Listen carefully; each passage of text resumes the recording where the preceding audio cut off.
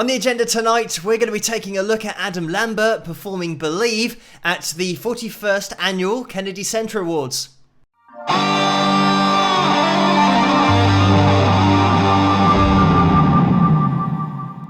Hello, Phil here from Wings of Pegasus and welcome to another analysis video. If you enjoy this video, please give it a thumbs up and subscribe. So let's get Adam up on screen, and this is from 2018, and Cher, by the way, was an honoree at this particular year and event, so it will be performed in front of her, as you will see. But let's get everything up on screen and see how Adam gets on.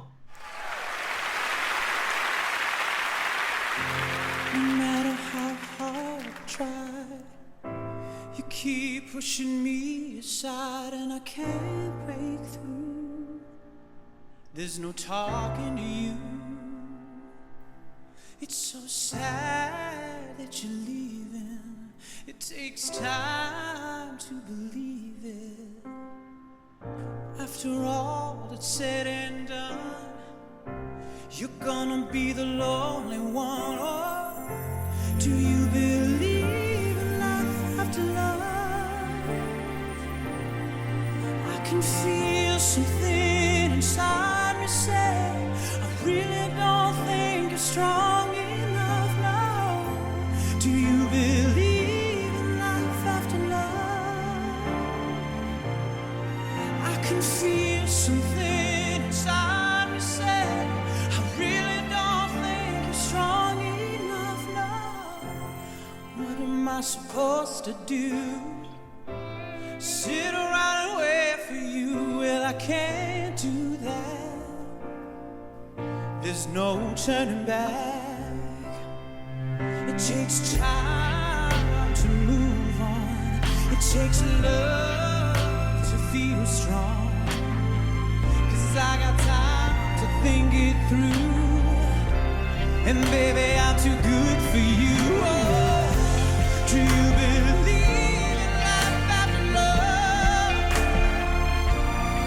I can feel something inside me say, I really don't think you're strong enough now. Do you believe in life after love?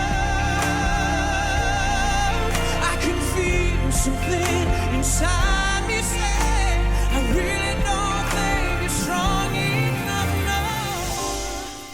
And I know that I'll get through this,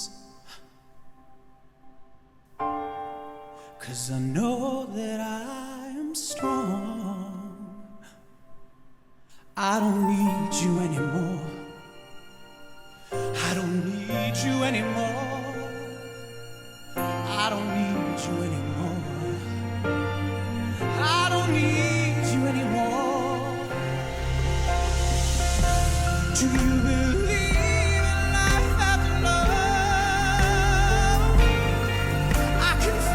Something inside me say, I really don't think you're strong enough. Do you believe in life after love? I can feel something inside me say, I really don't think you're strong enough.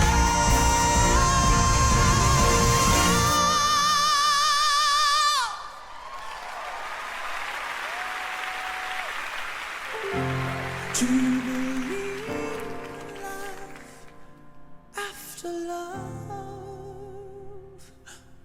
Ooh.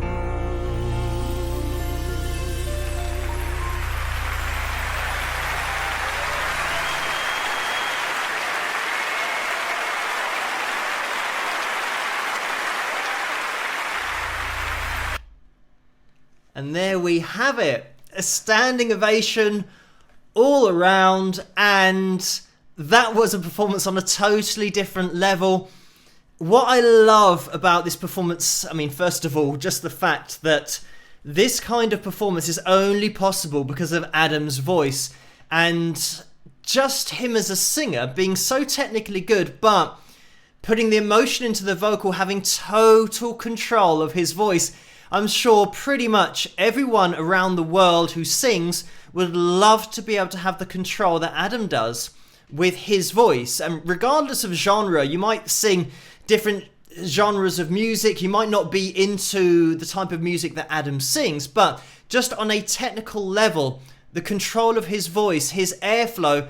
I'm going to do another video on Adam and his voice, and the other thing, he is so accurate pitch-wise. This isn't auto-tuned, by the way, but he's just that good at hitting pitches, and he won't be hitting them, all of them, dead on, because there's so much emotion in there. So we will do that at a later date, but in this video, I want to really dig into why this is so good and how it's so good when you compare it with the original, because Cher being there, her original and the version that was released is so different to this.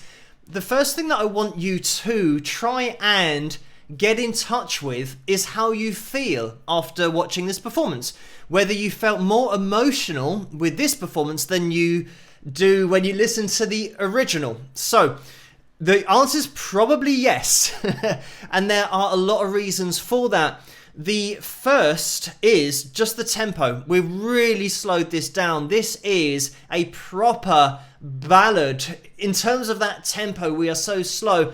There's so much that has gone on behind the scenes here from an arrangement perspective and a changing of the chord structure. The way that it's been put together is unbelievably well done because of the journey you get with the chords underneath.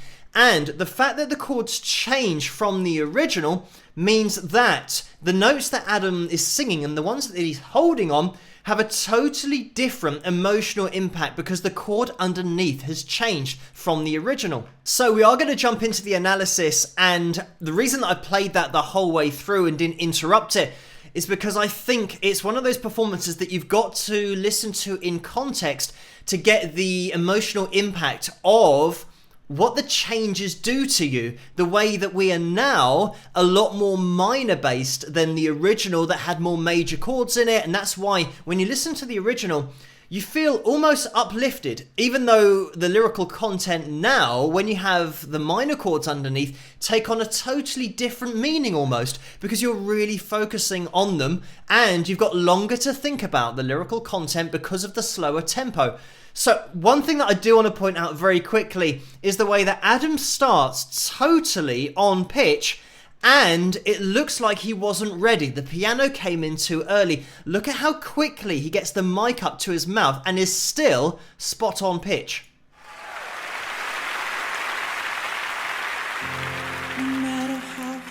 Look how quick that mic came up because he was walking out and had the mic down by his thigh, and the vocal comes in as soon as the piano does. So that's amazing that he reacted that quickly, and then his voice was on it already, just pitch-wise perfect. This isn't auto-tuned, this is all natural, and that's why you can get the connection with his voice. His use of air as well is so much in the expression. But like I said, I'll do another video on this performance. We'll break down Adam's voice, but what I want to do is obviously talk about his voice a little bit, but show you how the chords have changed from the original. So starting out, the tempo, I mean, with Cher's version, the original, it's interesting in that this is only a semitone lower. So when we're playing through here with Adam, hopefully you can hear my guitar here. We are in F. That's where we start. And Cher's is in G flat. So it's only that semitone, or F sharp if you're counting it from the F. But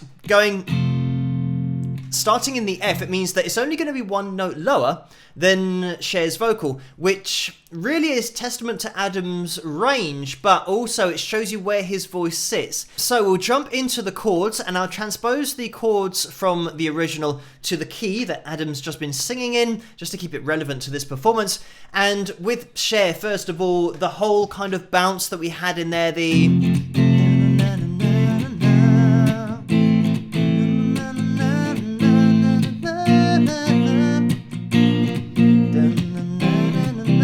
that kind of bounce makes it sound happy because we've got that bounce in there, and there's a lot of rhythm, there's a lot of emphasis on the straightforward sound, the 4/4 and the 4/4 time signature, and not really having any time to think about anything, because it really was, I'd say for the time, more of a dance track than a mainstream pop chart track.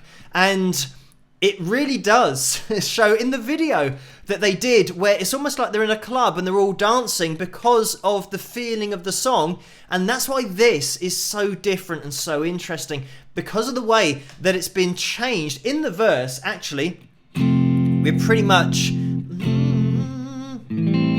we're going down to the A minor 7th instead of the A minor, so we've got that 7th in there. It's going to give it a slightly different flavour. Oh, a little bit of sus2 in there as well on the Adam Lambert performance. So again, this is the B flat, sus2, instead of just a straight B flat, sus2, into the C, and then back into the F. And those are going to be the chords, so slight variations in there. So we're not changing the chords fundamentally, just the voicings of the chords. I'll try. You keep pushing me aside and I can't break through. There's no talking to you. It's so sad that you're leaving. It takes time to believe it. After all that's said and done, you're gonna be the lonely one. Oh. And then we're into the chorus. So hopefully you could hear on the piano. So what I'm doing, obviously playing guitar, is simulating the chords that are being played on piano. And this is the other thing about having the accompaniment on piano. You get so many options of just changing the chord ever so slightly, because you can play with both hands on the piano, getting your chords and your voicings. On the guitar, you need one hand to hit the strings. So now jumping into the chorus, on the original, again, we've still got this kind of bounce to it. We're going F, C, G minor, into the B flat. Oh, and then second time, we go into the D minor, and we're just going to be looping those chords round. So when we then get into the chords being played in the chorus on this version that we've just listened to, we're starting out with the F again, but we go to the G minor 7th into the D minor. So these are different chords, apart from the F that we started on. So I'll sing it very lightly because this is very high, but going, do you believe in life after love? That's the original. Now, do you believe in life after love? See how the chords underneath that melody totally change the personality, the feeling and the emotion that you get from it, because we're now going into a G minor 7th chord rather than a straight up C major chord, which sounds a lot happier. So to do that again. Do you believe in life after love? And now, do you believe in life after love? And listen to that. That. The D minor is totally going to change the sound of that melody as well. So this is why when you've got a guy like this singing, I mean, first of all, that's going to blow you away anyway because of his vocal ability. But the arrangement in the background, these chords are so good. We've still got a long way to go because they've totally, I don't know who did the changes, the arrangement in the background, but it is so good. The middle eight is totally changed as well, and the last chorus is totally changed as well, but we'll keep the video going and go through it step by step. Do you believe in life after love? I can feel something inside me say, I really don't think you're strong enough now. Do you believe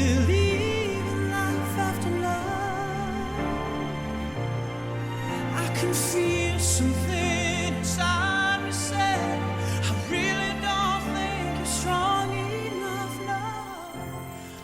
Just going to jump in here. Listen out. It's actually, I think, on this high F that's held. There's some strings coming in as well that are so tastefully done. They just kind of blend in there. I'll take it back so you guys can hear the strings. Do you believe in life after love? Listen how the strings are holding on the C. So, on your chords, the F, our F chord, has got a C in it, so that's being held by the strings. As we go up, the C's being held there on the G minor 7th, into the D minor. We've still got that C being held. It might change for the C sus2. Yeah, we then have a little rundown. But it's so tastefully done. It's just in there. The mix is spot on. Just taking your ear, but not affecting the chords that you can hear clearly under Adam's vocal. Adam's vocal is still the focus here, but it's just great stuff going on in the background. We'll resume it and listen to it. Maybe the chorus and then the verse. See how we get on. Can feel something inside me say, I really don't think you're strong enough now. Listen to the strings ascending now. Chords are the same, but we've got a little bit of a focal point in the background. What am I supposed to do? Sit around and wait for you? Well, I can't do that. Sounded like a tiny bit of guitar coming in there. Just a little volume, opening it up and just closing it off with a little bit of bending going on. And you can see here, Adam is taking out his in-ear monitor because he's obviously getting a good mix on stage, and that's why you have in-ear monitors. Sometimes you don't get a good mix on stage. You can't hear your voice clearly enough. Adam, of course, has that ability to just go with the flow. There's no turning back. It takes time to move on. It takes love to feel strong. Listen out for the strings, the way that we're weaving another melody over the top of the chords. So we've got the melody of the vocal, we've got a separate melody of strings, and then the underlying chords being played on piano. And this is what you'll find with strings whenever you're listening to them in this kind of piece. They rarely just play the chords, because that's what the other instruments are doing with the piano, for example, in this case. But you'll get counter melodies going on from the strings that are so nice when they are well done, and they're not too busy, because these strings are just holding on single notes and not changing too quickly. When things start to change quickly, you notice them more, whereas this is just that underlayer. It's almost like a current underneath the vocal that's just slowly moving along. 'Cause I got time to think it through, and baby, I'm too good for you. Oh, do you believe in life after love? I can feel something inside me say, I really don't think you're strong enough now. Do you believe in life after love? I can feel something inside me say, I really don't think you're strong enough now. And I know that I'll get through this. And I love that dynamic drop now into the middle eight. The thing about this arrangement, you'll notice dynamically how we open up. The rim shot comes in with the drums. It sounds like it might be a sample of a rim shot or have some kind of sound triggered with it, because it's almost got that dance-ish sound to it, but we're obviously a lot slower in tempo. So getting into this middle eight, we've dropped everything down, and it's great because now it's really taking your focus. It's just Adam's voice. Minimal piano here. I will try and break it down as to what the chords would be if they were full chords being played, but this is the point. He doesn't go the octave above. That would have sounded weird if he'd done the same thing that Cher does in the original. He's now bringing it down, and I love the way that he puts the emotion into his singing, but his performance. So when you're watching his face, he's living the lyrical content, which is something that draws you in even more. So getting into the chords, we've just jumped into a G minor 7th again, and this is, and I know that I'll get through this, into a C. Going back to the original with Cher, she had the D minor. This into the C. So again, listen to the difference. I know that I'll get through this, and I know that I'll get through this. It's almost like we're totally reversing from descending na, na, na, na, na, na, down now na, na, na, na, na, na. We're now ascending with our chords. But let's have a little listen on. 'Cause I know that I am strong. Interestingly there, we had a little bit more of a D minor sound. Even a D minor 7th. So we've got this na na na na na na. Over to the C again. Well, that's C sus2. So on the original, we go from the D minor there down to the C. Here, we're doing pretty much the same thing, but the devil's in the detail. We have the minor 7th na, na, na, na, na, into the C. So a tiny change there, but one note can make a huge difference. I don't need you anymore. I don't need you anymore. And here we're going, I don't need you anymore. So back to that G minor 7th. We have a little run up the A to the B flat sus2 again. I don't need you anymore. G minor 7th again. I don't need you anymore. And interestingly, we had a little bit of a change there when we go to the G minor 7th. Then we have the bass is doing a little run up, so you might hear that A in there. So it sounds like we're going 3, 4, 1, 2, 3, 4, G minor 7, 2, 3, 4, and maybe keeping that C in there. I'll try and get that high E string at the top. We've kind of got that sound into the C. So it's like a sus4 back into the C. The chorus. Let's jump into the chorus and then I'll explain how it's totally different to the other choruses, but just a great set of chords underneath. Do you believe in life after love? I can feel something inside me say, I really don't think you're strong enough. Do you believe in life after love? I can feel something inside me say, I really don't think you're strong enough.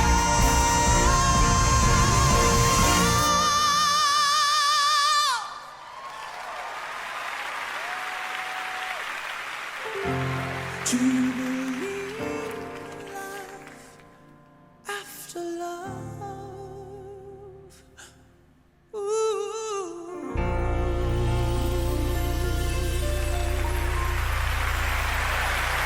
You can't help but just keep on watching it. But that, by the way, up here, that was when he's just sounds like belting that in chest voice, the D5, which is ridiculous, just the tone above the C5, the male tenor high C. Anyway, getting back into the chords here, if you were listening out for it, I am spoilt here because I've got my sub, I've got all the bass that you can hear so clearly, and maybe put on some headphones, try and get an appreciation for the bass that's going on within this performance, because if you've got the option to turn your sub up to 11, then I definitely recommend that, because on this last chorus, we're starting on a D minor, and we get the D of the bass. The chords and the bass are ascending. So the D minor that we start on, this, it's actually going to be an octave lower than that. So if you imagine the bottom of my guitar had 2 more frets that went down, it would be there. That's where we'd be starting. That's where the bass is starting here. And we go from the D to the C, but it's over the E, so you hear that E. So the run on the bass is going D, E, F, G minor 7th. So we're having a run effectively going, which is 2 frets below here, E, F, G, and then we're going A minor 7th into the B flat sus2 into the B now, and this is just, you know, the top end of your G chord, but we're playing it over the B into a C, into a C diminished, which takes us back to where we started, the D minor. And why this is so good is because it's taking you on that journey, and it's like a step at a time going up to the crescendo, just to the top of this ladder. Effectively, that's what's happening musically, but that's what it's going to feel like every time we change chord. We're taking a step higher, and that's exactly at the end of the song what you want people to feel like. So chords wise, if you want to play along, we've got the D minor, what did I say, into the C, play that E string at the bottom, into the F, into the G minor 7th, into the A minor 7th, into the B flat sus2, into the G over the B, into the C, C diminished, back up to D minor. So let's get back into it again. I can feel something inside me say, I really don't think you're strong enough. Do you believe in life after love? I can feel something inside me say, I really don't think you're strong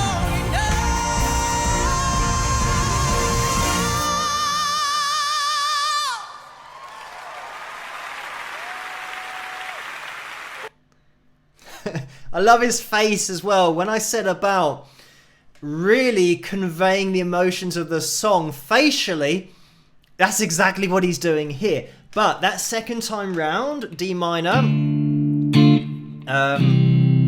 again with the E, over the C, into the F, into the G minor 7th, into the A minor 7th, and then we go back down to the G minor 7th because we're setting up a D minor into a B flat sus2, and that's going to be held. It's not going to be strummed like that, but this is where Adam holds on his vocal and hits his high note of the D5. So it's literally just holding on that for a little bit longer and then let his vocal take over because it's such an amazing vocal. And to finish with, I think we're just going to be, probably F.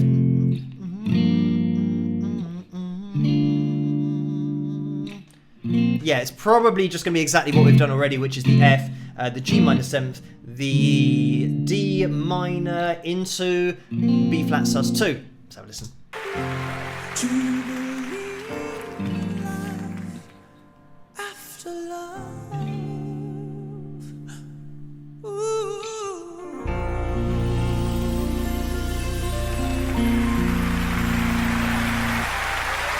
So yes, it was what we've already been through. That last chorus, it's totally different. And that's the point. This is why that final chorus just took you on a journey that we've never been on, like going upstairs, and the stairs are leading to the D5 that Adam is hitting because he's such an amazing vocalist. So once you roll this all up obviously you're not going to take this in when you're watching it. You just get to appreciate the quality of the vocal, the performance and everything. You're just caught up in the bubble. But obviously when you analyze it, because this is what I'm here to do, take the step outside the bubble and you can see what's going on, but just how well it's been done, that you don't notice it, that they've totally changed the song for the last chorus. By changing these chords, we are now going on a different journey than we have throughout the whole song. So this is why it stands out, because it's literally a different place that we're visiting, but we're using the same car. It's like we're comfortable with the car we are in, because that's the original melody of the song. We all know the original melody of the song, but the journey is different because we're looking at different chords. And the great thing about it is these chords are taking us up a mountain, and when we get to the top of that mountain, when we've finished our journey, what's waiting for us there is Adam Lambert with a D5 in chest voice. So it's like, wow, you know, what a crescendo. And that is what performances are all about, taking you on that journey. But being able to do this is only possible because of the arrangement, the chords, and Adam's voice, his ability as a vocalist. So it's rare that you get taken on a journey of this quality, but when it happens, it absolutely blows you away. I think with this performance, even if the original hadn't come out, this would be a monster hit because it's that good, even though the original was a monster hit, and this is now just another ridiculously good version of it, as you can tell from Cher and the whole audience giving a standing ovation, because it's just on a totally different level musically with the arrangement, but also just the vocal that Adam lays down is just on a totally different planet. Anyway, thank you guys so much for requesting this video for me to take a look at. Keep those suggestions coming in the comments section below. Let me know what you guys think, and if you did enjoy this video, please give it a thumbs up and subscribe, and I'll see you guys at the next one. Rock!